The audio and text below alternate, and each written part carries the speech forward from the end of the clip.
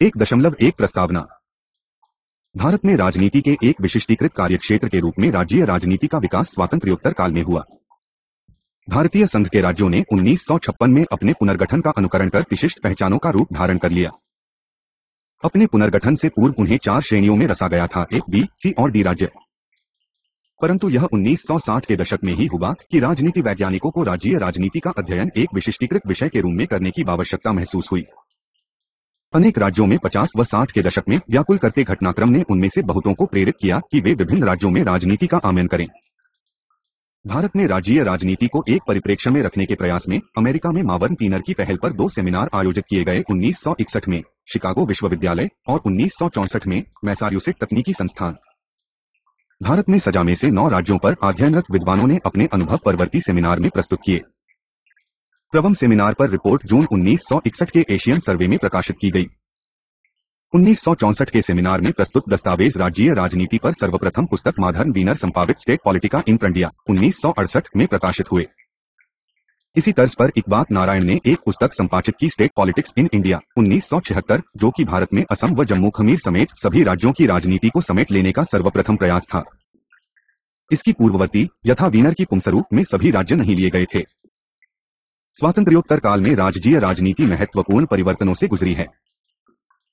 वह भारत की राजनीति में राष्ट्रीय राजनीति की परिधि से निकलकर केंद्रीय मंच पर उभरी है। 90 के दशक से भारतीय राज्य केंद्र में गठबंधन सरकारों में भागीदार हो गए हैं। पहले ने भारत की राजनीति में केंद्र के मुकाबले दूसरे बनने पर थे। अब वे इस स्थिति में है कि न सिर्फ भारत में राजनीति हेतु कार्यावली तय करें, बल्कि राज्यीय राजनीति के स्पष्ट वर्णन में वे भागीदारी भी बन गए हैं। में राज्य किसी न किसी गठबंधन पक्ष के सदस्य बनकर राष्ट्रीय राजनीति में भाग लेते हैं।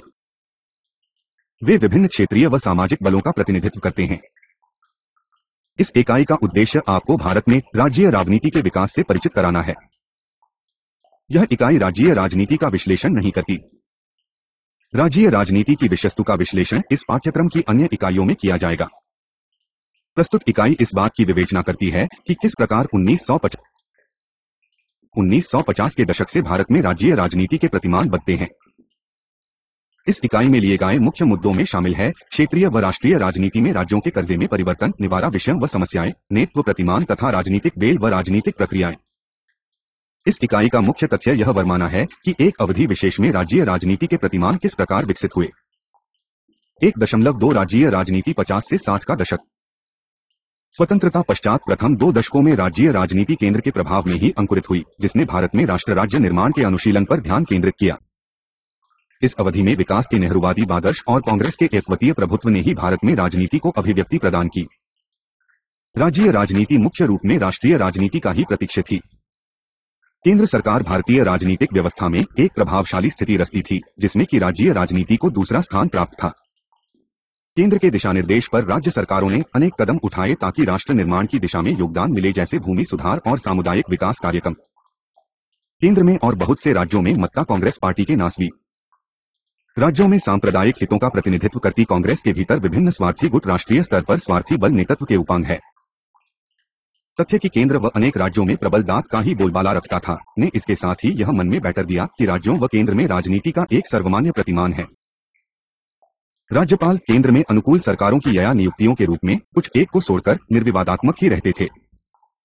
निस्संदेह यह एक प्रभावी प्रतिमान था, परंतु इसके साथ ही राज्यीय राजनीति के भीतर एक ही समय में असम्मत प्रतिमान भी सामने आए। इस घटनाक्रम ने राजनीति के प्रमुख प्रतिमान को चुनौती दी, यथा कांग्रेस की प्रमुख स्थिति और राज्यीय राजनीति की गौण अथवा द्वितीयक स्थिति। स्वतंत्रता प्राप्ति के कुछ ही वर्षों के भीतर उत्तर पूर्वी भारत में नागा और मिजो विब्रेड विप्लव शुरू हो गए। जम्मू कश्मीर में जनमत मोर्चा आंदोलन शुरू हो गया और दक्षिण भारत में राज्यों के पुनर्गठन की मांग उठाई गई। यहाँ तक कि कांग्रेस से भिन्न वैचारिक धारणा रखने वाले बलों ने भी राज्यों की राजनीति में इस दौरान महत्वपूर्ण भूमिका निभाई। बिहार, उत्तर प्रदेश, केरल व पश्चिम बंगाल में समाजवादियों के वामपंथ ने मिलकर उत्तर भारतीय राज्यों में जनमत ने और पंजाब में अकाली बाल ने लोगों को कांग्रेस के खिलाफ विभिन्न मुद्दों पर संगठित किया।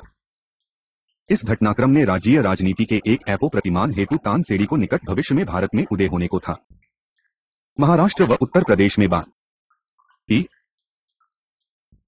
बाई के नेतृत्व में दलित आंदोलन और महाराष्ट्र में दलित पंचर, उत्तर भारत में जनसंघ, राष्ट्रीय स्वयंसेवक संघ व उनके संबद्ध बतों के मौरक्षाब आंदोलन, हितवी भाया के प्रसार हेतु समाजवादी आंदोलन तथा तमिलनाडु में हिंदी भाषा बोपे जाने का विरोध व भारत से मद्रास तमिलनाडु के संबंध विचय हेतु मांग राज्यीय राजनीति के प्रतिमानों हेतु न जातीय आधामों के आरंभिक उदाहरण है। कचिस के आधिपत्य को गुजरात व रामचांद में स्वतंत्र जैसी हिताची पार्टियों द्वारा भी चुनौती पेश की गई। इस घटनाक्रम ने सैलिम हैरिसन को 1950 के दशक को सर्वाधिक खतरनाक दशक पुकारने के लिए प्रेरित किया। राज्यीय राजनीति के प्रभावी प्रतिमान को कांग्रेस के भीतर तक से चुनौती पेश की गई। कांग्रेस के भीतर स्वार्थी गुटों के नेतारण अपने अपने सामाजिक आधार तैयार करने में पीछे नहीं रहे। कांग्रेस के अवश्य रहते हुए भी उन्होंने अपने अपने राज्यों में अपने स्वयं के आधारों को मजबूत किया। इसका परिणाम कार्यता हुआ विभिन्न स्वार्थी गुट नेताओं के बीच आरोप प्रत्यारोपों का आदान प्रदान। चौधरी चरण सिंह का उदाहरण यहाँ सत्य सटीक बैठता है। बाप कांग्रेस में रहते रहते उत्तर प्रदेश के माते व पिछड़े वर्गों के भीतर अपने लिए एक बाधार पहले ही तैयार कर चुके थे। चरण सिंह व अन्य कांग्रेसी नेताओं के बीच गुटबाजी की लड़ाई का परिणाम हुआ उत्तर प्रदेश में कांग्रेस का विभाजन और उत्तर भारतीय राज्यों की राजनीति में एक सर्वांचा सशक्त क्षेत्रीय व ग्रामीण बल का उदय। इस प्रतिमान की अभिव्यक्ति मिली 1967 में हुए आम चुनावों में अनेक राज्यों में कांग्रेस की हार तथा 1969 में गठबंधन सरकारों के गठन के रूप में इसने भारतीय संघ के राज्यों में राजनीति की एक नई विचारधारा को जन्म दिया। 1.3 क्षेत्रीय दलों का उदय और राज्यीय राजनीति 70 का दशक। 60 व 70 के दशक में राज्यीय राजनीति के प्रतिमानों में परिवर्तन, जवाहरलाल नेहरू की मृत्यु पश्चात हुए कांग्रेस प्रणाली का पतन और इंदिरा गांधी का उदय, जिन्होंने कांग्रेस व शासन संस्थाओं को व्यक्तिगत बना लिया था। 60 के दशकांत व 70 के दशक के बीच राज्यीय राजनीति के सबसे महत्वपूर्ण अभिलक्षणों में एक मां ग्रामीण धनाढ़ियों अथवा कुलकों का उदय, खासकर उन क्षेत्रों में जहां हरित क्रांति देसी गई। सर्वाधिक प्रारंभिक उदाहरण हैं उत्तर प्रदेश, हरियाणा व पंजाब में जाट, बिहार व पूर्वी उत्तर प्रदेश में यादव और पूर्वी आंध्र प्रदेश में रेड्डी व काम्मा, कर्नाटक में बीनसालिग्मा और लिंगायत आदि। कृषि कार्यकली पर विशेषकर ध्यान आकृष्ट करते हुए चरण सिंह ने भारतीय क्रांति बल का गठन किया। उन्होंने वो वर्ष को 1967 से 1987 तक उत्तर भारत में राज्यीय राजनीति में एक सशक्त वर्ग को नेतृत्व और मंच प्रदान किया। इस अवधि में बिहार व हरियाणा में राज्य स्तरीय नेताओं को साथ लेकर उत्तर भारत की राजनीति पर साये। उत्तर प्रदेश के नमोकदम पर कृषिकर्मों के बीच प्रबल सामाजिक आधारों को लेकर बड़ी संख्या में राज्यों में समस्त क्षेत्रीय नेताओं का उद्गमन हुआ। इन नेताओं व पार्टियों ने क्षेत्रीय मुद्दों पर ध्यान आकृष्ट किया और केंद्र राज्य संबंधों को सुधारे जाने की मांग की। राज्यपाल, जो कि प्रभावी बल यथा कांग्रेस के प्रति अनुकृत माना जाता था, की भूमिका पर संदेह किया जाने लगा और केंद्र राज्य संबंधों में परिवर्तन की मांग उठी। यह घटनाक्रम आने वाले वर्षों में राज्यीय राजनीति में निर्णायक सिद्ध हुआ। क्षेत्रीय नेताओं व राजनीतिक बतों के बीच समन्वय प्रक्रिया ध्यानाकर्ता बन गई। इनमें से कुछ नेताओं ने राष्ट्रीय स्तर के नेताओं की अर्हता प्राप्त कर ली। इन नेताओं ने अपनी शक्ति क्षेत्रीय राज्यीय राजनीति, राष्ट्रीय राजनीति की गोम्यता प्राप्त कर लेने के बावजूद से ही निष्कर्पित की और क्षेत्रीय राजनीतिक दलों का नेतृत्व किया।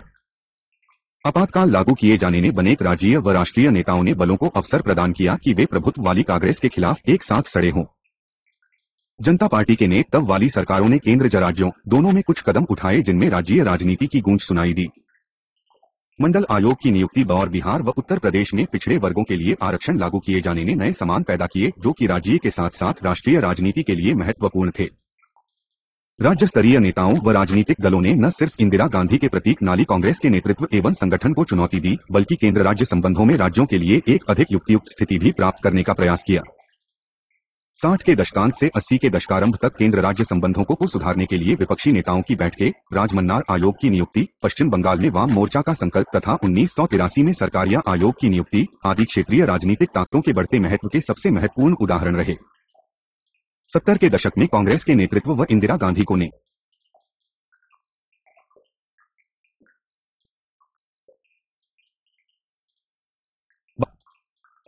आंदोलन व गुजरात आंदोलन द्वारा चुनौती पेश की गई। क्षेत्रीय ताकतों ने आंदोलन तथा इंदिरा गांधी के विरुद्ध इलाहाबाद उच्च न्यायालय के अभिनिर्णय संबंधी चुनौती को झेल पाने में अक्षम केंद्र ने 20 महीनों 1975 से 1977 के लिए देश में आपातकाल लागू कर दिया। बापालनाल पश्चात युग में चरण सिंह जैसे क्षेत्रीय नेताओं का राष्ट्रीय राजनीति की और उन्नयन दिला गया। इसके साथ ही बिहार में कर्पूरी ठाकुर, हरियाणा में देवी ताक, उत्तर प्रदेश में तथा अनेक दक्षिण भारतीय राज्यों में रामनरेश मादक और फिर मुलायम सिंह बबन जैसे राज्य स्तर के नेतागण केंद्र की राजनीति में अपने कार्यक्रमों को दरबान करने लगे। 1.4 राज्यीय राजनीति 80 के दशक से आगे 1 अप्रैल 2001 पहचान संबंधी अधिकार मांग। सभी के दशकोपरांत घटनाक्रम ने भारत में राज्य राजनीति के बदलते दौर और राष्ट्रीय राजनीति में राज्यों की भूमिका में और अधिक योगदान दिया। यह घटनाक्रम इस प्रकार व राष्ट्रीय एवं राज्यीय स्तरों पर गठबंधन राजनीति की बारंबारता, भूमंडलीकरण, नेतृत्व की पुनः एक और पीढ़ी का उद्गमन, न जाति, मचा जाति, दलित व पिछड़े वर्ग, जनजाति, भाषा आदि पर आधारित बहुत सी पहचानों की अधिकार मांग, किसानों के आंदोलन, उत्तरी पूर्व, जम्मू कश्मीर व पंजाब में विप्लव तथा स्वायत्तता आंदोलन।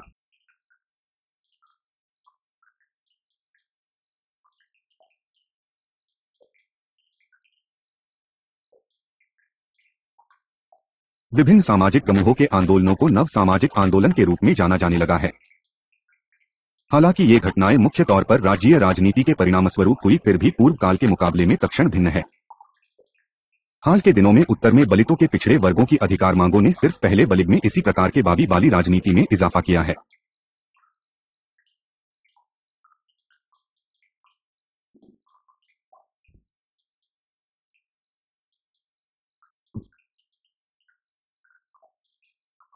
के रूप में उत्तर भारत में दलितों के, बिहार व उत्तर प्रदेश में जनता बत्तों के विभिन्न अवतरणों के रूप में पिछड़े वर्गों के और विभिन्न जातियों के साथ साथ वर्ग से जुड़े गैर पार्टी मोर्यों के राजनीतिकरण ने भारत में राज्यीय राजनीति को नए आयाम प्रदान किए हैं। इस अवधि में उत्तर प्रदेश के पंजाब में भारतीय किसान यूनियनों यू, महाराष्ट्र में शेतकारी संगठन, गुजरात में लेद्युत समाज तथा कर्नाटक में कर्नाटक राज्य रवैत संघ के रूप में धनाढ्य किसानों का उद्गमन देखा गया। इन समूहों ने पहले 70 के दशक में भी विस्तार लिया था, जब उन्हें उत्तर के साथ साथ दक्षिण में भी कुतकों के रूप में संबोधित किया गया था, परंतु 70 के दशक के और बरसी के दशक के समानों में अंतर था। जबकि पूर्ववर्तियों ने हस्तिकांति व भूमि सुधारों के परिणामस्वरूप मुख्य तौर पर राजनीतिक सत्ता में भागीदारी एवं कृषि उत्पादों के लिए व्यापार संबंधी अनुकूल शर्तों के लिए प्रयास किया, परवर्तियों ने बाजार अर्थव्यवस्था से जुड़े मुद्दों पर ध्यान केंद्रित किया। नत्र सामाजिक बलों ने विभिन्न राज्यों में बहुविधि मंगी उठाई। ये मंगी आरक्षण, नए राज्यों के गठन तथा केंद्र से राज्यों को संसाधन आवंटन के रूप में प्रकट हुई। 1 अप्रैल 2002 भूमंडलीकरण का प्रभाव। 20वीं सदी कर अंतिम दशक समाप्त होते होते राज्यीय राजनीति ने एक नया मीड ले लिया।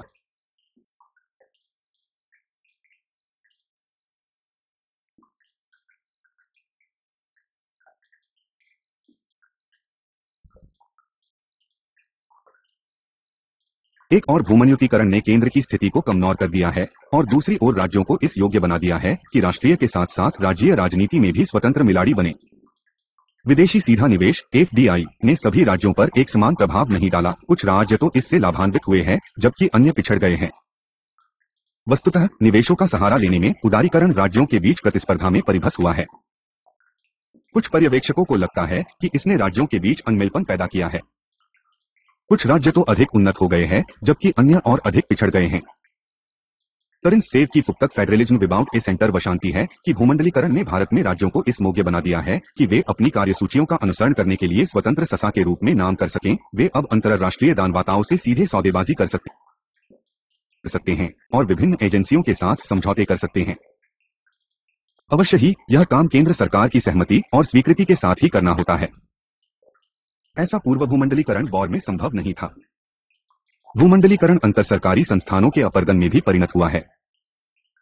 सेस का दावा है कि अंतर सरकारी सहयोग ने ही अंतराधिकारिक प्रतिस्पर्धा को रख दिलाई है। भूमंडलीकरण के